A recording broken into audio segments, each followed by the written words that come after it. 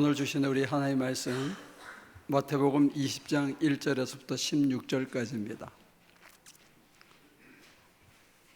하늘나라는 자기 포도원에서 일할 일꾼을 고용하려고 이른 아침에 집을 나선 어떤 포도원 주인과 같다. 그는 품삯을 하루에 한 데나리온으로 일꾼들과 합의했고 그들을 자기 포도원으로 보냈다. 그리고서 9시쯤에 나가서 보니 사람들이 장터에 빈둥거리며 서 있었다. 그는 그들에게 말하기를 여러분도 포도원에 가서 일을 하시오. 적당한 품삯을 주겠소 하였다. 그래서 그들이 일을 하러 떠났다. 주인이 다시 12시와 오후 3시쯤에 나가서 그렇게 하였다. 오후 5시쯤에 주인이 또 나가 보니 아직도 빈둥거리고 있는 사람들이 있어서 그들에게 왜 당신들은 온종일 이렇게 하는 일 없이 빈둥거리고 있소 하고 물었다. 그들이 그에게 대답하기를 아무도 우리에게 일을 시켜주지 않아서 이러고 있습니다 하였다. 그래서 그는 당신들도 포도원에 가서 일을 하시오 하고 말하였다. 저녁이 되니 포도원 주인이 자기 관리인에게 말하기를 일꾼들을 불러 맨 나중에 온 사람들로부터 시작하여 맨 먼저 온 사람들에게까지 품삯을 치르시오 하였다. 오후 5시쯤부터 일을 한 일꾼들이 와서 한 데나리온씩을 받았다. 그런데 맨 처음에 와서 일을 한 사람들은 은근히 좀 더 받으려니 하고 생각하였는데 그들도 한 데나리온씩 받았다. 그들은 받고 나서 주인에게 투덜거리며 말하였다.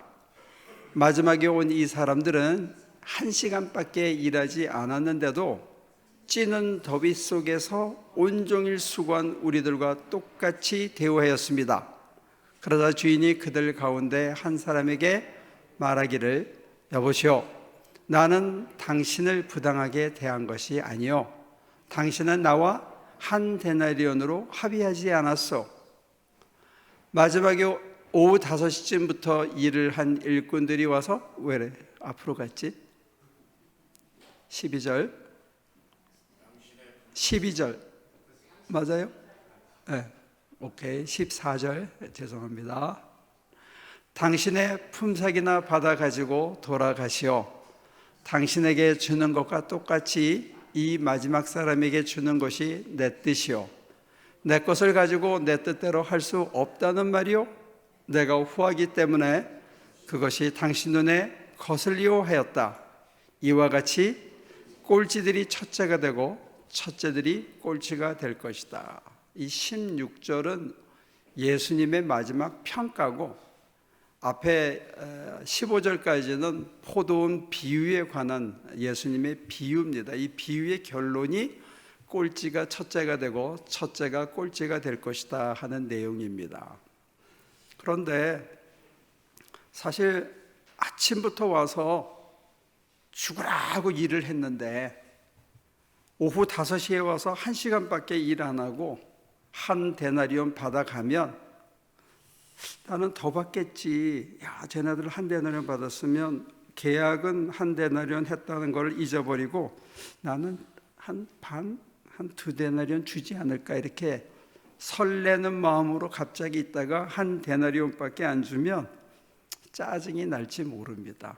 특히 우리 자본주의 사회에서는 일당 개념이 있기 때문에 당연히 더 받아야 된다고 우리들이 생각할지 모르는데 한 데나리온 똑같이 줬다 이거예요. 그래서 투덜거렸더니 한다는 소리가 뭐냐? 내가 후하기 때문에, 개역 성경에는 내가 선하기 때문에 왜 나한테 악하게 구냐? 이렇게 대답이 돌아갑니다.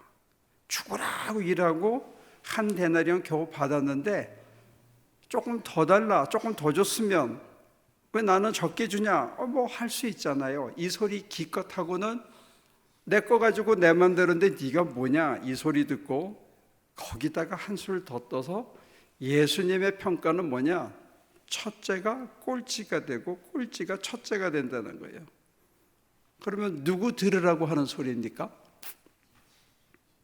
아침부터 일해가지고 와서 때 앞에서 죽으라고 하고 일한 사람한테 첫째가 꼴찌가 되는 거야, 이렇게 얘기하시는 거예요. 이게 우리 자본주의 논리로는 이해가 안 가는 우리 주님의 가르침이에요. 주님의 가르침이 참 독특한데, 이 본문이 굉장히 난해해서 여러 사람이 설명을 많이 갖다 붙였는데 이게 찰카닥 와닿아서 가슴에 감동을 주는 설명들이 흔치가 않더라고요. 근데 이제 이게 뭐냐 했을 때, 반전은 뭐냐면, 만약에 우리가 상상을 할 때 여러분들의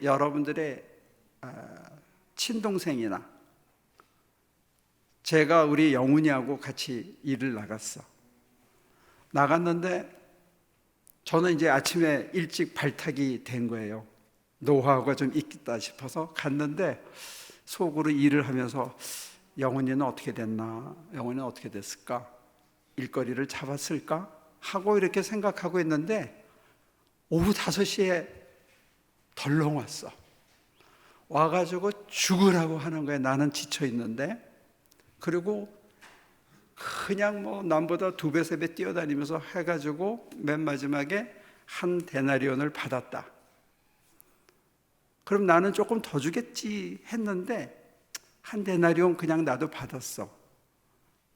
그게 내 아들이고 내 딸이고 내 친동생이고 하면 여러분들 같으면 이 사람처럼 그렇게 화가 났을까요? 왜 그렇죠? 그게 내 친동생이고 내 친아들이고 내 새끼 같으면 우리가 이렇게까지 투덜거리지 않을 수도 있다는 거예요. 그러니까 실제로는 죽으라고 일하고 한 데나리온밖에 못 받았다는 게 문제가 아니라 남이 나랑 똑같이 받았거나 남이 나보다 더 받았거나 남이 나보다 어떻게 했느냐가 우리의 가치 판단에 잣대가 된다는 거죠. 근데 왜 기독교는 이것을 위대한 가치관으로 보존하고 이 본문을 여기에 섰냐? 첫째가 꼴찌가 되고 꼴찌가 첫째가 된다 하는 얘기를, 이 포도원 비유를 이해하려면 사실은 마태복음 이 20장 전체를 공부하는 성경 공부 시간이 있어야 이 본문이 좀 이해가 될 것 같아요. 그래서 보면 첫 번째는 포도원 비유 얘기가 있고, 그 다음에 이어서 무슨 얘기가 나오냐면 잠깐 예수님이 나 죽으러 간다 하는 얘기를 잠깐 합니다.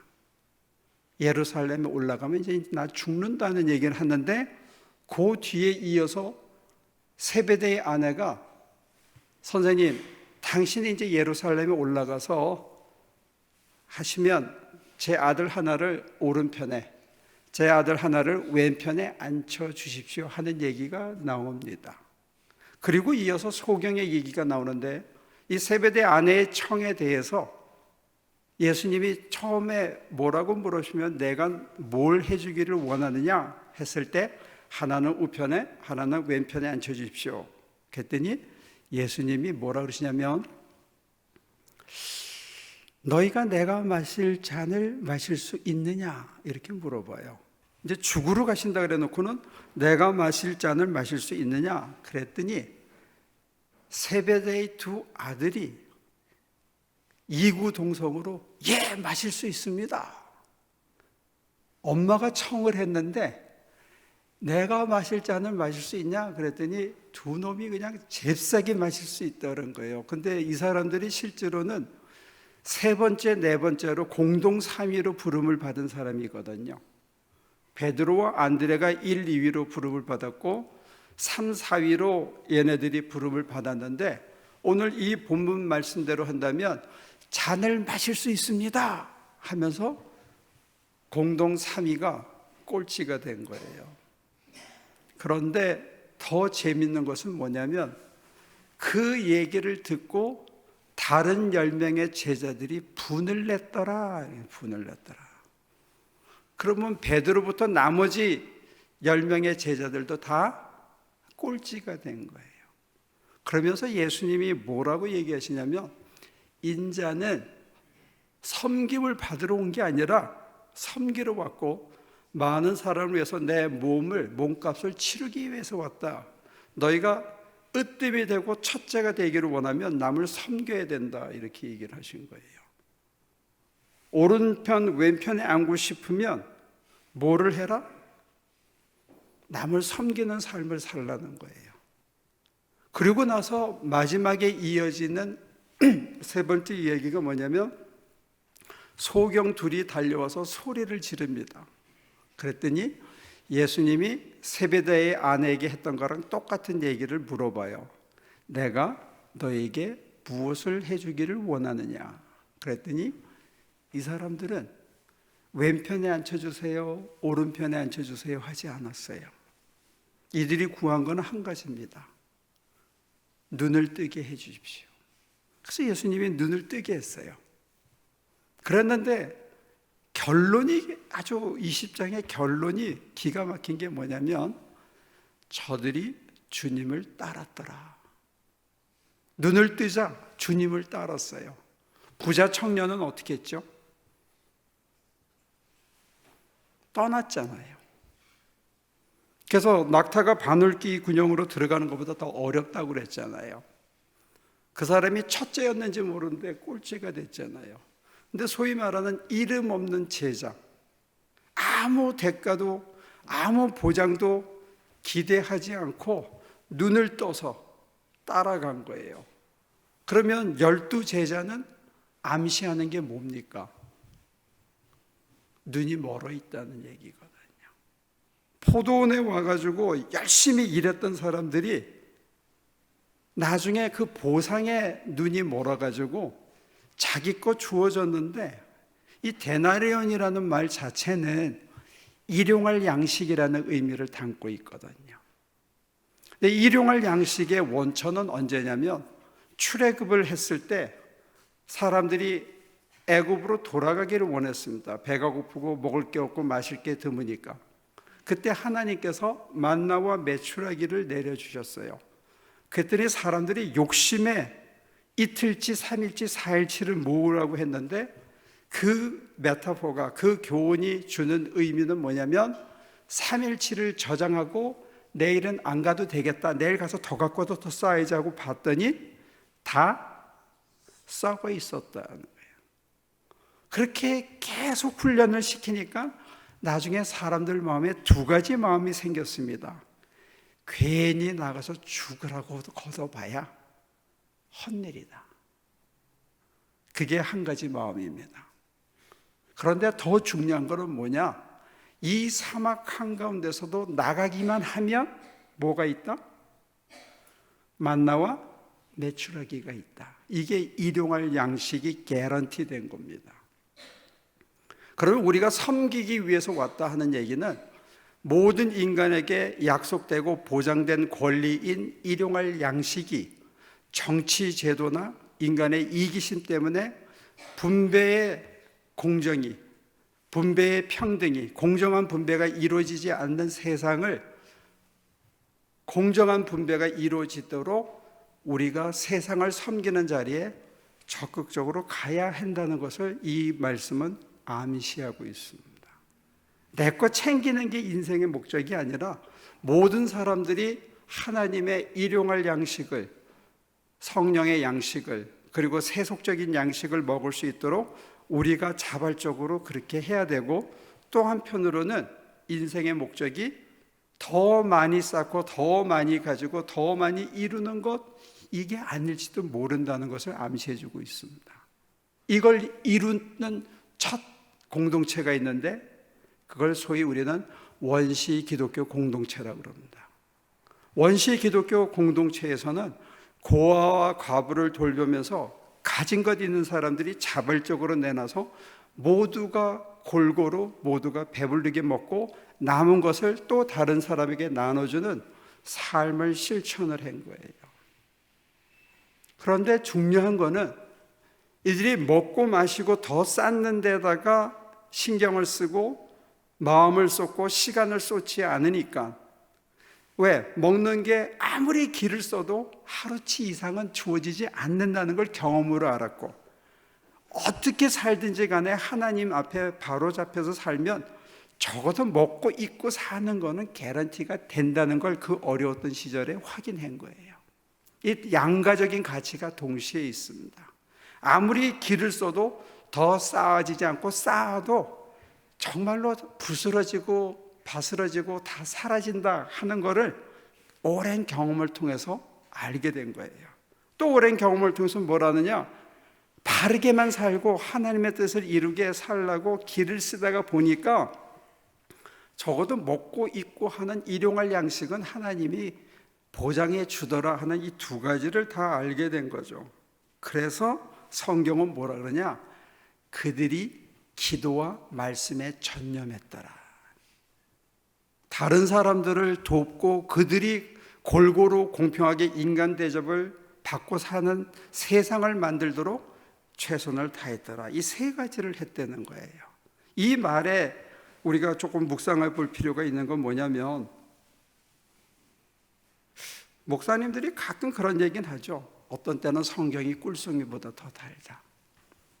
성경을 읽어서 그렇구나 이 정도 얘기가 아니고, 이걸 고트로 하면서 사람이 이렇게 사는 거구나, 내가 뭘 하고 살아야 진짜 의미 있는 삶이고 내 삶이 정말 풍성해지며 내가 어떤 길로 가야 되고 무엇을 해야 되며 어떻게 살아야 되는가, 바르게 살고 정직하게 성실하게 살아도 내가 절대로 굶지 않는구나, 내가 진짜 추구해야 되는 게 뭐냐 했을 때 내가 그게 뭔지를 성경을 통해서 알고, 그렇구나, 그렇게 하면서 속이 허전하거나 남의 것을 뺏어서라도 내가 가지려고 했기 때문에 분하고 상처받고 이기고 갑질하고 하던 그런 것으로부터 자유해진 새로운 삶을 찾아가기 시작했다는 거예요.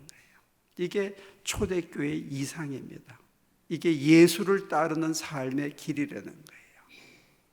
그런데 언제부턴가 우리가 예수 믿으면 잘 먹고 잘 입고 잘 산다는 감언이설에 속아가지고, 여러분들도 아직도, 저도 어떤 때는 아직도 이거 하나님이 채워주셔야 된다는 그 노이로제의 강박관념에 사로잡힌 게 아닌가 싶어요.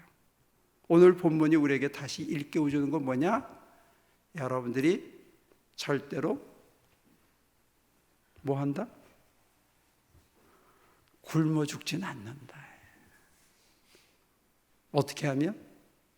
정직하고 바르게 살면, 오래 참고 오래 견디고 모든 걸 덮어주고 모든 것을 바라는 심장을 가지고 사랑의 마음으로 살아내면, 어떤 마음으로, 저 5시에 오네 길바닥에서 얼마나 기다렸을까, 저기 있는 쟤네들은 어떻게 사나, 이런 마음으로 내 일을 성실히 하면서 그들이 와서 나랑 똑같이 먹을 수 있는 축복을 받아서 가면 왠지 내 마음이 뿌듯하고, 참 다행이다, 이런 마음으로 저나 여러분들이 산다면 성경이 보장하는 것은 여러분 절대로 굶지는 않는다. 너무 욕심내지 마십시오. 많이 가졌다가 다 날리는 사람을 저는 이민생활 30년 동안에 너무 많이 봤습니다. 그거 있으면 행복할 거라고 남을 짓밟아가면서 그냥 악착같이 그 트집을 잡아가지고 반품시키고, 반품시켰다가 후려쳐가지고 다시 받고, 이런 몹쓸 짓을 한 인간들의 끝을 저는 봤습니다. 살아서. 그래서 여러분들에게 이제 이 나이가 들어서 특히 젊은 사람들에게 권면하는 거는 뭐냐? 그렇게 악착같이 모으려고 악착같이 올라가려고 하는, 그냥 어느 선에서 만족하고 전화기 1년마다 바꾸지 말고 한 3년에 한 번씩 바꿔. 그러면 2텀은 세이브 하잖아요.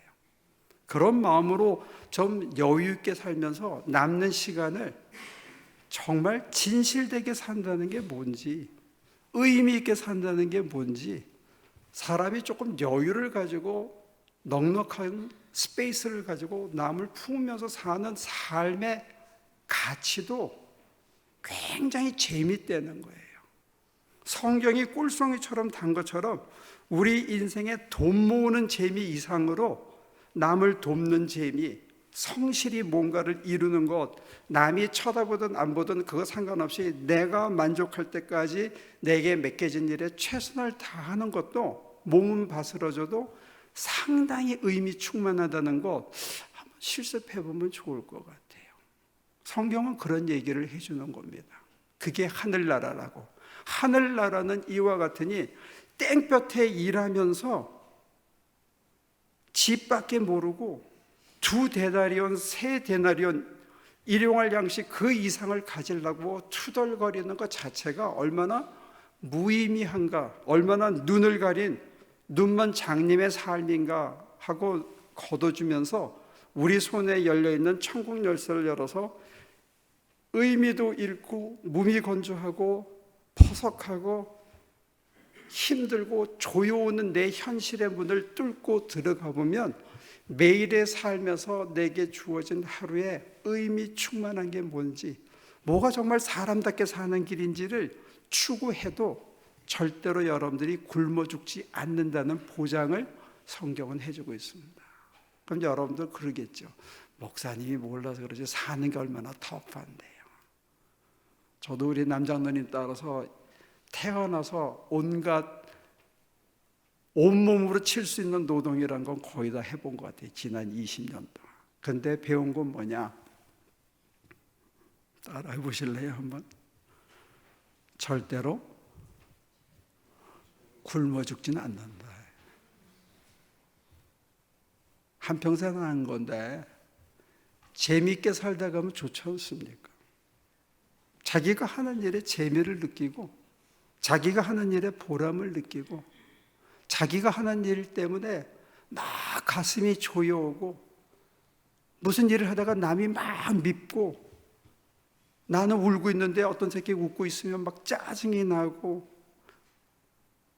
남의 불행은 나의 행복이라는 그런 마음 안 갖고 사는 것도 굉장한 축복이라고 생각해요. 그리고 예수님이 적극적으로 뭐라고 했냐? 섬기러 왔다. 남을 도와주는 재미도 이거 굉장히 쏠쏠한 재미라는 거예요.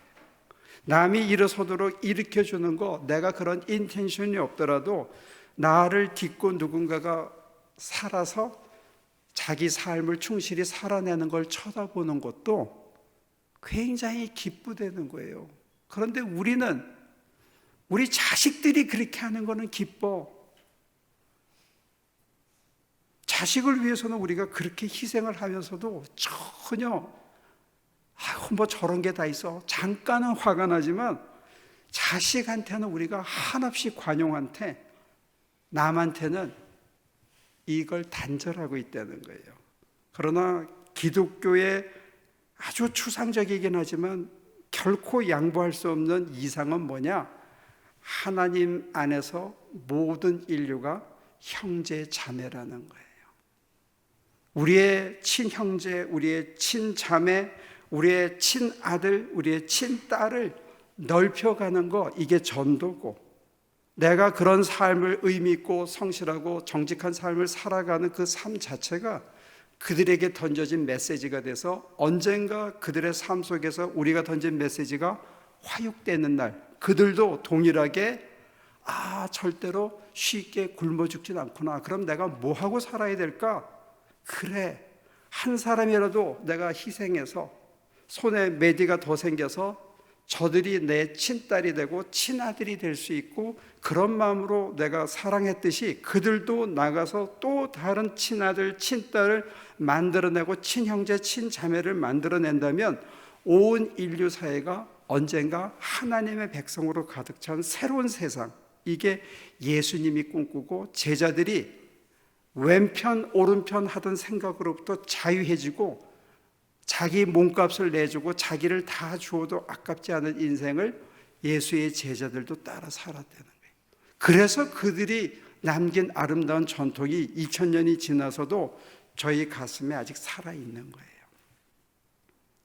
남을 짓밟고 뭐 하자 걸어서 돈 더하고 악착같이 신앙은 신앙, 사업은 사업 했던 사람의 말로들을 저는 너무 많이 봤다는 거예요. 그렇게 사는 게 남는 게 아니더라고요. 정말 바보 같지만, 정말 수없이 실수했지만 베드로처럼, 또 요한과 야고보처럼 돌이켜서 그래, 내 스승 가신 길이, 남의 발을 씻어 주신 길이, 톨스토이가 쓴 그 바보 이반이라는 책을 보면 손에 매듭이 있는 사람은 하늘나라에서 앉아서 먹고, 매듭이 없는 사람은 서서 시중 들다가 그들이 먹고 남긴 걸 먹는 게 그게 하나님 나라라고 설명을 해요.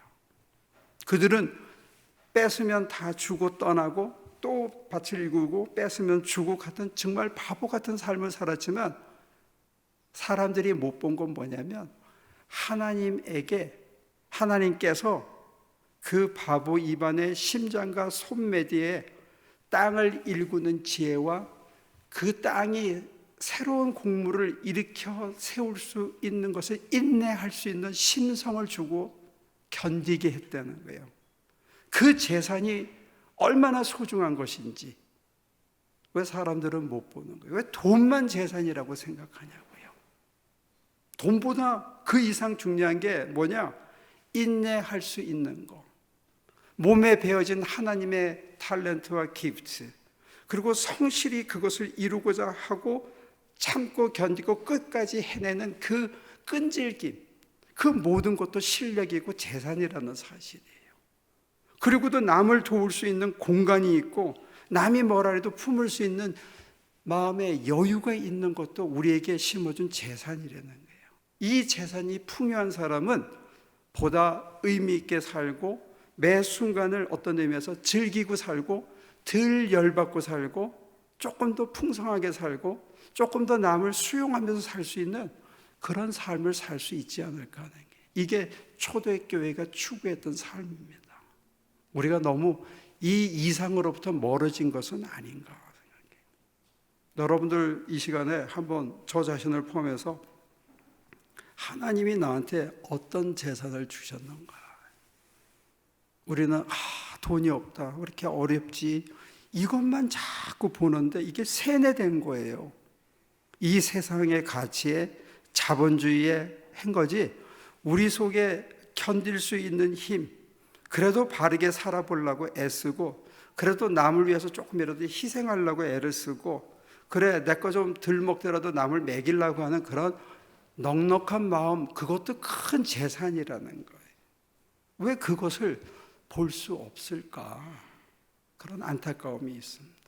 오늘 우리에게 던지는 말씀은, 내 손에 한 데나리온 줬다고 투덜거리지 말고, 아이고 다행이다, 우리 아들이 5이라도 와가지고 한 데나리온 받아가는구나, 아이고 내 딸이 저게 3시에 와서 3시간 일했지만 죽으라고 일하더니 그래도 일용할 양식을 챙겨가는구나, 아이고 우리 형님이 12시에 와가지고 그래도 이제는 예수님 알고 풍성한 삶을 알고 남에게 나눠주면서 여유를 가지고, 옛날에 그냥 악자까지 쥐고 발버둥 치는 그 인간이 언제 사람들 불러서 저렇게 할 줄 알까? 그리고 우리 몰래 뒤에서 장학금도 좀 주고 그런 삶으로 바뀌었을까? 야, 참 감사하다. 남이 잘 되는 거 보고 박수 칠 수 있으면 여러분들과 저는 그만큼 자유해진 거예요. 진리가 너희를 자유케 하리라. 이런 자유가, 풍성함이, 의미 충만함이, 살아있음이 좋은, 내가 왜 하고 살아가는지를 알고 살아가는 저와 여러분들이 되면 참 좋겠습니다. 기도하겠습니다.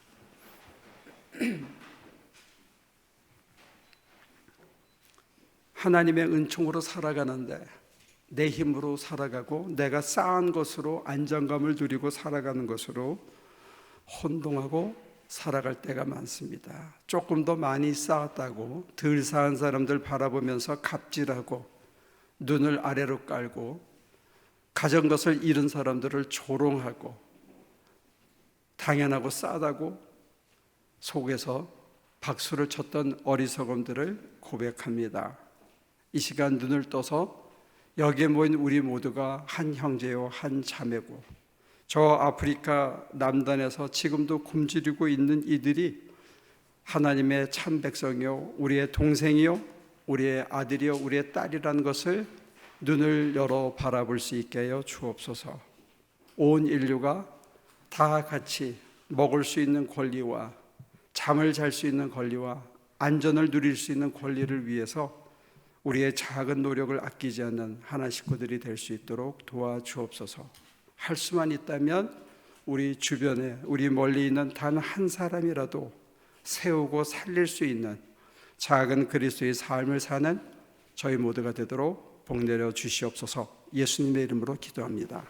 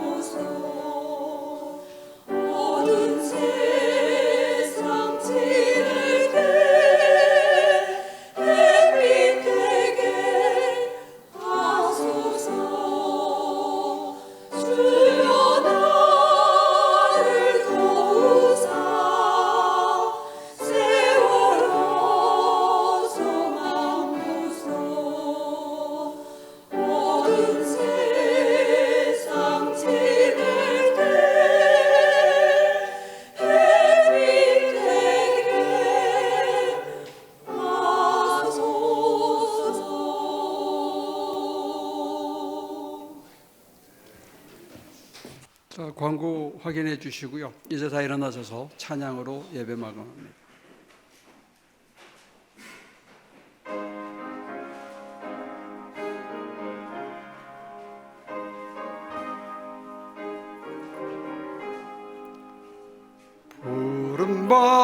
푸른바다 나서니 몸 어디든지 가오리다. 괴로우나 즐거우나 수만 따라가오리니 여느 누가 막으리까. 죽음 힘들 막으리까. 어느 누가 막으리까. 죽음 힘들 막으리까. 아골골짝 빈들에도 복음 들고 가오리다. 소돔 같은 거리에도 사랑 안고 찾아가서 종의 몸에 지닌 것도 아낌없이 드리리다. 종의 몸에 지닌 것도 아낌없이 드리리다. 존귀 영광 모든 권세 주님 홀로 받으소서.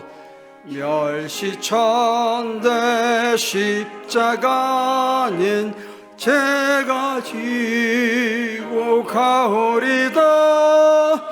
이름 없이 빛도 없이 감사하며 섬기리다. 이름 없이 빛도 없이 감사하며 섬기리다. 이름 없이 빛도 없이 감사하며 섬기겠습니다. 이름 없이 빛도 없이 감사하며 섬기겠습니다. 섬김 속에서 주님의 품성을 선물 받고 주님이 누리셨던 자유를 우리도 맛보며 살아가는 하나 식구들이 되도록 도와주옵소서. 이제는 우리 주 예수 그리스도의 은혜와 아버지 하나님의 크신 사랑과 성령의 힘주심이 부름받아 주님의 말씀을 화육하게 될, 그리고 삶 속에서 당신을 드러내게 될, 남을 아낌없이 섬기고도 잔잔한 기쁨에 누리게 될 당신의 남녀 종들의 삶 속에, 손과 발 속에 지금부터 영원히 함께 하시기를 간절히 축원하옵나이다.